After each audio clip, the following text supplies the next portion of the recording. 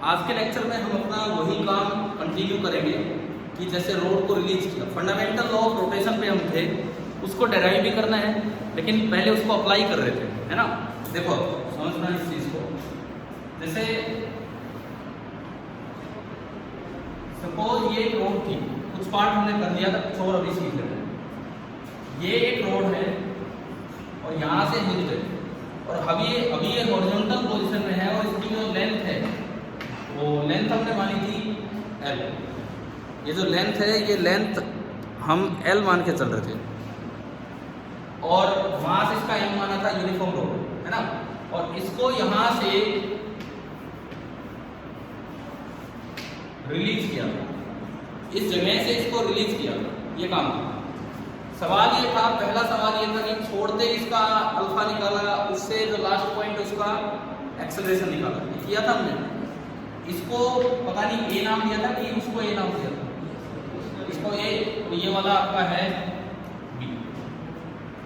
अब एक दो चीजें हम सीखेंगे, एक तो फंडामेंटल लॉ ऑफ रोटेशन लगाया, और उससे हमने सीखा कि कैसे तो अल्फा निकाला। फंडामेंटल लॉ ऑफ रोटेशन से हमने अल्फा निकालना सीखा। पहले तो हम उस पर आते हैं। देखिए वो क्वेश्चन, वो तरीका आ गया था समझ में। हिंज फोर्स हमें नहीं पता किधर लग रहा है, तो उसके दो कंपोनेंट्स दिखाए थे, या नहीं किया, काम किया था।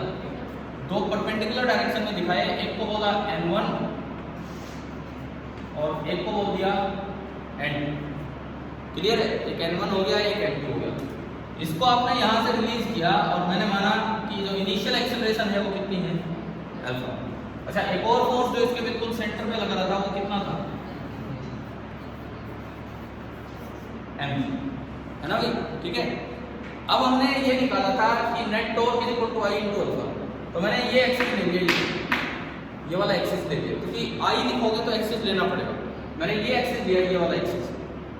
इसके बाद N1 का टॉर्क कितना, 0, N2 का टॉर्क 0, mg का टॉर्क mg इंटू L/2 हो गया था ये। आप अगर सारा काम देखोगे, इस पे एक पॉइंट लिया, उसके बाद निकाला, वो पैरेलल टू एक्सिस जाएगा, तो एक्सिस के वो कंपोनेंट वही पूरा हो जाएगा। ये बात आई समझ में, मैंने क्या बोला, ठीक है।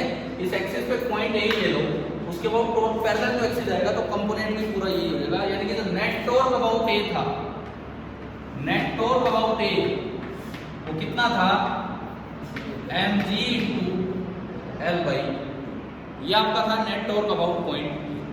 फिर हमने लिखा आई अबाउट दिस एक्सिस, और आई इस रोड का आपको याद है कितना होता है, ml²/3, और मैंने tau is equal to I into alpha किया, तो mgL/2 is equal to ml²/3 into alpha. m से m गया, एक l से l गया, और यहां से अल्फा कितना आ गया,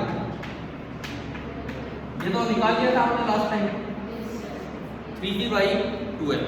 फिर मुझे ए पॉइंट की, सॉरी बी की पूछी थी उसमें, उस दिन कोई एक्सेलरेशन पूछी थी आपसे लास्ट टाइम, बी पॉइंट की।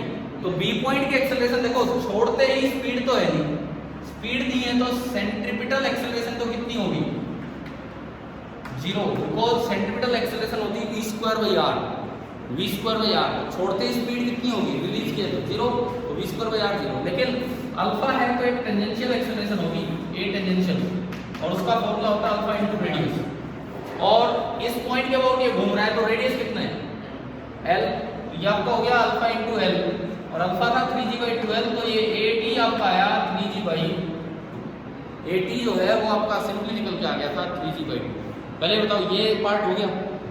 इसके बाद सुनो, सपोज आपसे हिंज फोर्स पूछ लिया जाए कि भाई बताओ हिंज फोर्स कितना लग रहा है, ये नहीं किया था हमने अभी, तब उसका तरीका सुनो।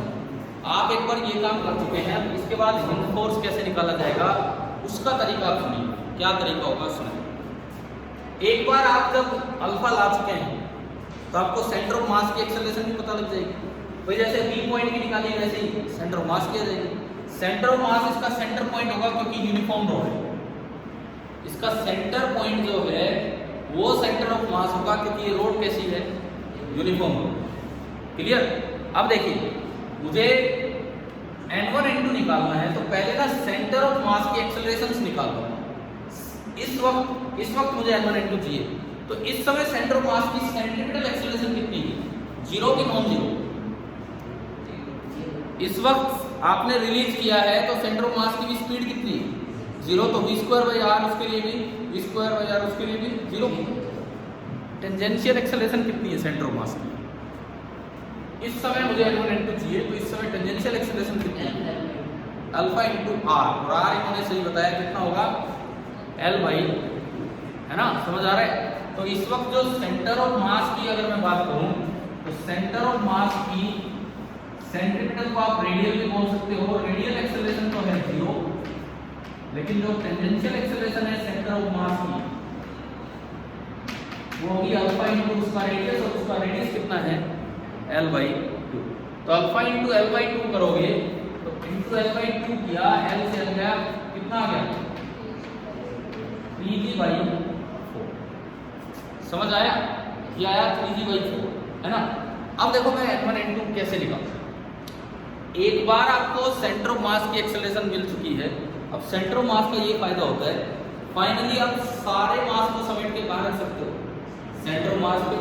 जो फोर्सेस लग रहे हैं वो सारे कहाँ लगा सकते हो? सेंटर ऑफ मास पे। और जो एक्सेलरेशन सेंटर ऑफ मास की है उससे न्यूटन लॉ लगा। तो मैं N1 N2 निकालना आपको सिखाता हूँ, देखिए कैसे। आपने क्या किया, ये एक्सेलरेशन लिख लीजिए सेंटर ऑफ मास की, उसके बाद टेंजेंशियल एक्सेलरेशन। अब अगर मुझे L1 N2 चाहिए, आप सारा मास समेट के रख दो सेंटर ऑफ मास में। जितने भी फोर्स लग रहे हैं ना इस रोड पे बाहर से, सारे फोर्स सेंटर ऑफ मास पे दिखा दो। 3 दिख रहे हैं आपको फोर्स, कौन कौन से 3? N1 N2 और mg।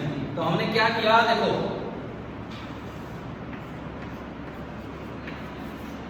mg नीचे दिखाया, ठीक है, N1 इधर दिखाया और N2 इधर दिखाया।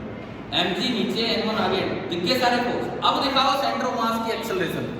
एक्सेलरेशन किधर है सेंटर ऑफ मास की? केवल और केवल टेंजेंशियल है नीचे की तरफ, हॉरिजॉन्टल तो कोई है ही नहीं है, सेंट्रीपिटल तो। टेंजेंशियल अभी निकाली, कितनी आई? 3g by 4। यानी कि जो एक्सेलरेशन है वो नीचे की तरफ है 3g बाई 4, और इस डायरेक्शन में तो कोई एक्सेलरेशन है ही नहीं। समझ आ रहा है क्या कर रहे हैं? अब एक बार ये सारा मास हम यहाँ रख दिया। देखो दिमाग में रखो, एकदम से नहीं आता पेपर में दिमाग में कि ये इन फोर्स कैसे निकालें। आप पहले अल्फा निकालो, उससे सेंटर ऑफ मास की एक्सेलरेशन लिख लो, उसके बाद सारे मास को समेट के कहा सेंटर ऑफ मास पर रख के, और फिर आप फोर्सेज वगैरह दिखा दो कि क्या है क्या नहीं, ठीक है। इसके बाद देखो न्यूटन्स लॉ हॉरिजॉन्टली लगाया, न्यूटन्स लॉ हॉरिजॉन्टली लगाया, तो हॉरिजॉन्टली क्या इक्वेशन बनेगी? एक ही तो फोर्स है हॉरिजॉन्टली, कौन सा? N1 is equal to mass into acceleration, और हॉरिजॉन्टल तो सेंटर ऑफ मास को एक्सेलरेशन है ही नहीं। तो N1 इस वक्त रिलीज करते समय N1 कितना आया? 0। अब मैं बात करूं N2 निकालूं, एक्सेलरेशन किधर है सेंटर ऑफ मास की? नीचे। इसका मतलब इस वक्त नीचे वाला फोर्स ज्यादा होगा, ऊपर वाला फोर्स कम होगा। तो नेट फोर्स कितना हुआ? mg minus N2 is equal to mass into acceleration, और एक्सेलरेशन कितनी है?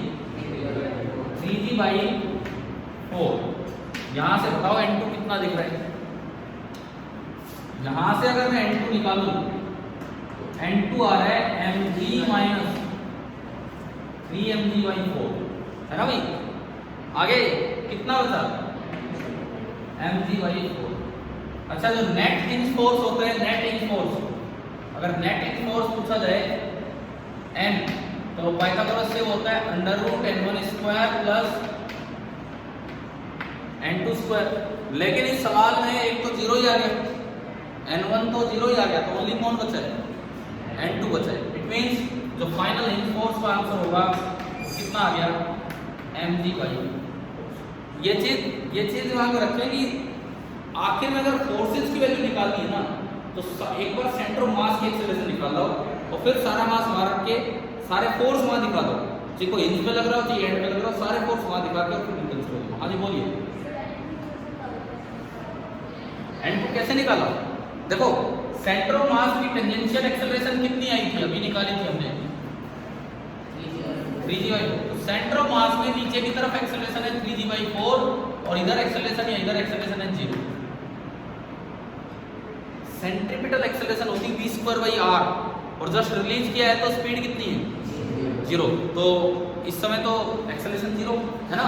अब देखिए, अब सुनिए, इसके बाद हॉरिजॉन्टल डायरेक्शन में मैंने न्यूटन लॉ लगाया तो एक ही फोर्स लग रहा है N1 बराबर मास इनटू सेंटर ऑफ मास की एक्सेलरेशन उधर आएगी, तो N1 बराबर m इनटू जीरो, कितना आ गया, जीरो। फिर मैंने वर्टिकल डायरेक्शन में न्यूटन लॉ लगाया, जिधर एक्सेलरेशन है वो डायरेक्शन पॉजिटिव मान लो, क्योंकि वो फोर्स ज्यादा होगा और दूसरा कम होगा। तो नेट फोर्स नीचे की तरफ कितना आया, नीचे mg है और ऊपर m2 है, सारे फोर्सेज एक जगह दिखा दी सेंटर मास में। तो नेट फोर्स वर्टिकल डायरेक्शन में कितना है, mg माइनस n2। आ रहा है क्या, समझ बताओ, mg माइनस n2, ये तो नेट फोर्स है, बराबर total mass into acceleration of centre of mass. Centre of मास की एक्सेलरेशन कितनी, 3g भाई। अभी बताओ क्या ये कॉन्सेप्ट क्लियर हुआ कि नहीं, कि कैसे तो रोटेशन स्टार्ट करवाना है, अल्फा कैसे निकालना है और फिर व्हील फोर्स कैसे निकालना है। ठीक है, कीजिए आप।